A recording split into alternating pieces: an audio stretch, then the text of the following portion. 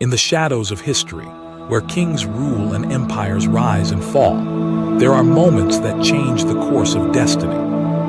In a land of vast riches, beneath the shimmering palaces of Persia, a young woman's courage would echo across generations. Her name was Esther, an orphan Jew chosen by fate, yet unaware of the divine purpose woven into her life. It was a time of danger and darkness. A plot to destroy her people hung over them like a sword, and only one question remained: who would dare to stand for what is right when all seemed lost? Would she shrink in fear or rise in faith? Would she risk everything to save her people, even her life? Join us on a journey of courage, faith, and divine intervention as we tell the story of Esther, the queen who risked everything to save her people.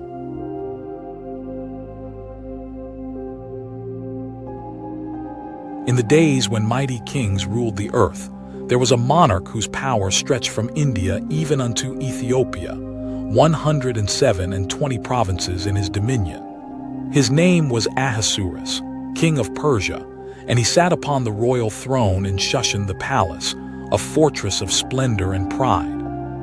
The courts gleamed with gold and marble, the air heavy with the fragrance of myrrh and frankincense. Servants moved like shadows beneath towering pillars, and the king's word was law among nations. In the 3rd year of his reign, Ahasuerus made a feast unto all his princes and servants, a display of wealth so vast that for 180 days he showed forth the riches of his glorious kingdom. When the days of display were ended, he made yet another feast, 7 days of revelry for all who were in Shushan, both great and small. Curtains of white, green, and blue hung fastened with cords of fine linen, and purple to silver rings and marble pillars. Gold and silver couches lined the halls, and the royal wine flowed freely. But in another part of the palace, Queen Vashti also made a feast for the women of the royal house. On the 7th day, when the king's heart was merry with wine, he commanded his chamberlains to bring Vashti before him, crowned with royal beauty, that the people might behold her fairness. But the queen refused to come at the king's command. A hush fell upon the court. Pride clashed with pride. The most powerful man in the world was disobeyed by his own queen. The king's anger burned within him. His wise men, who knew the times, counseled him to act, lest the women of Persia should rise in defiance against their husbands. And so Vashti was cast away from her throne, her royal estate given to another more worthy. And though her name faded from the palace halls, her absence opened the path for a young woman, chosen not by human wisdom, but by divine providence. In Shushan the palace lived a Jew named Mordecai, of the tribe of Benjamin, whose ancestors were carried away from Jerusalem in the days of Nebuchadnezzar. He raised up a young woman, Hadassah, whom he called Esther, for she had neither father nor mother.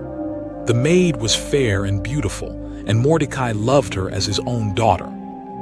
When the king's servants sought fair virgins to be presented before Ahasuerus, Esther was taken into the house of the women, under the care of Hegai, the keeper of the king's harem. She required nothing but what Hegai appointed.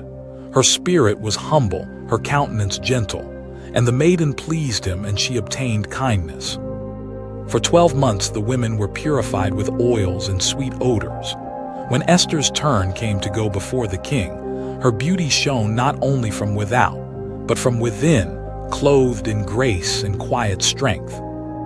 And the king loved Esther above all the women, and she obtained grace and favor in his sight. He set the royal crown upon her head and made her queen instead of Vashti. Yet Esther did not reveal her kindred nor her people, for Mordecai had charged her not to show it. Outside the palace gates, Mordecai walked daily, watching what became of Esther. And in those days he uncovered a plot against the king's life. 2 chamberlains sought to lay hands on Ahasuerus. Mordecai told Esther, and Esther certified it to the king in Mordecai's name. The conspirators were hanged, and the matter was written in the Book of the Chronicles. Time passed. Then entered Haman, the son of Hammedatha the Agagite, a man full of pride. The king set his seat above all the princes and commanded all servants to bow before him. But Mordecai bowed not, nor did him reverence. When Haman saw this, wrath filled his heart. Yet it was not enough to punish one man. He sought to destroy all the Jews that were throughout the kingdom of Ahasuerus. Casting pur, that is, the lot, he chose the day for their destruction, the 13th day of the 12th month, Adar. He deceived the king, saying, "There is a certain people scattered abroad. Their laws are diverse, neither keep they the king's laws. Let it be written that they may be destroyed." And the king, not knowing the deceit, gave Haman his ring and sealed the decree. Letters were sent into all provinces, commanding that all Jews, both young and old, little children and women, be destroyed in one day. The city of Shushan was perplexed. Mourning and lamentation spread among the Jews. They fasted, they wept, they lay in sackcloth and ashes. And when Esther's maids told her of Mordecai's sorrow, her heart trembled. She sent raiment to clothe him, but he refused. Then Mordecai sent word to her, a message that would change history. "Think not with thyself that thou shalt escape in the king's house, more than all the Jews. For if thou altogether holdest thy peace at this time, then shall their enlargement and deliverance arise to the Jews from another place. But thou and thy father's house shall be destroyed. And who knoweth whether thou art come to the kingdom for such a time as this?" The words pierced her soul like a sword of fire. Then Esther sent back her answer, "Go, gather together all the Jews that are present in Shushan, and fast ye for me, and neither eat nor drink 3 days, night or day. I also and my maidens will fast likewise, and so will I go in unto the king, which is not according to the law, and if I perish, I perish." 3 days of silence fell upon the palace. The scent of incense replaced the sound of laughter. Then on the 3rd day, Esther put on her royal apparel and stood in the inner court, facing the throne. Her hands trembled, but her eyes lifted heavenward. Across the great hall sat the king, upon his golden seat. And when he saw Esther the queen standing in the court, she obtained favor in his sight. He held out to her the golden scepter. Esther drew near and touched its top. The king spoke gently, "What wilt thou, Queen Esther, and what is thy request? It shall be even given thee to the half of the kingdom." But Esther answered wisely, not in haste, "If it seem good unto the king, let the king and Haman come this day unto the banquet that I have prepared for him." And the king came. The wine flowed, but the truth was yet hidden. At the banquet the king asked again, "What is thy petition, Queen Esther?" She said, "If I have found favor in thy sight, let the king and Haman come to the banquet that I shall prepare for them tomorrow." Haman's pride swelled. He went forth joyful, yet when he saw Mordecai at the gate and that he bowed not, his joy turned to wrath. He built a gallows 50 cubits high to hang Mordecai upon it. But that night the king of Persia could not sleep, and he commanded the book of the records to be read before him. And there it was written, how Mordecai had saved the king's life. "What honor hath been done to Mordecai for this?" asked the king. "Nothing," they replied. "Who is in the court?" the king asked. It was Haman, come early to ask for Mordecai's death. But the king called him in, saying, "What shall be done unto the man whom the king delighteth to honor?" Haman, thinking in his heart, "Whom would the king delight to honor more than myself?" answered, "Let the man be arrayed in royal apparel. Let him ride on the king's horse.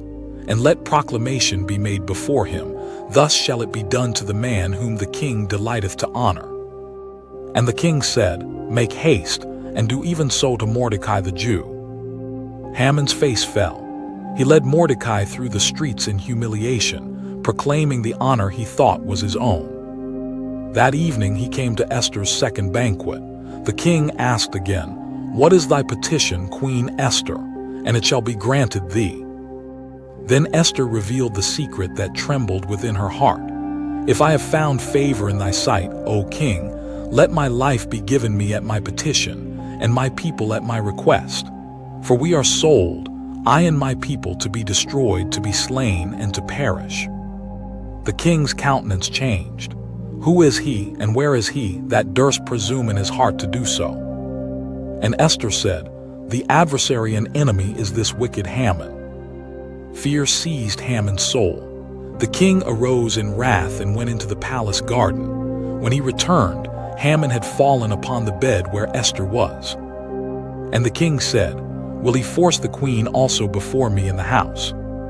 The word went out of the king's mouth, and they covered Haman's face. Harbona, one of the chamberlains, said, "Behold also the gallows 50 cubits high, which Haman made for Mordecai." Then said the king, "Hang him thereon." And so they hanged Haman on the gallows that he had prepared for Mordecai. That same day the king gave Haman's house unto Esther. Mordecai came before the king, and Esther told how he was her kinsman. The king took off his ring, the very one he had given Haman, and gave it to Mordecai. Esther fell at the king's feet, weeping and beseeching him to issue a new decree to counter the one written against her people. And the king granted her request. New letters were sent into every province, sealed with the king's ring, granting the Jews the right to stand for their lives. On the appointed day, when their enemies hoped to prevail against them, the reverse occurred. The Jews had light and gladness and joy and honor. Mordecai went out from the presence of the king in royal apparel of blue and white, with a great crown of gold. And in every province and city there was feasting and gladness. Thus was born the Feast of Purim, a day to remember how God turned mourning into joy and fear into peace. And the book of Esther ends with these words: "Mordecai the Jew was next unto King Ahasuerus, and great among the Jews, and accepted of the multitude of his brethren, seeking the wealth of his people, and speaking peace to all his seed." Though the name of God is not written in the book of Esther, his hand is everywhere guiding the hidden, protecting the faithful, overturning the proud. Esther's courage reminds us, when we stand for righteousness, God stands with us. When we fast, when we pray, when we say, "If I perish, I perish," heaven moves in unseen ways. For the Lord still reigns over kings and nations. He exalts the humble and brings low the proud. And in every generation, he raises an Esther, one who will risk everything for his people. If this story strengthens your faith, subscribe and keep discovering the echoes of God's Word. Join us here on Bible Echoes, where timeless stories reveal eternal lessons.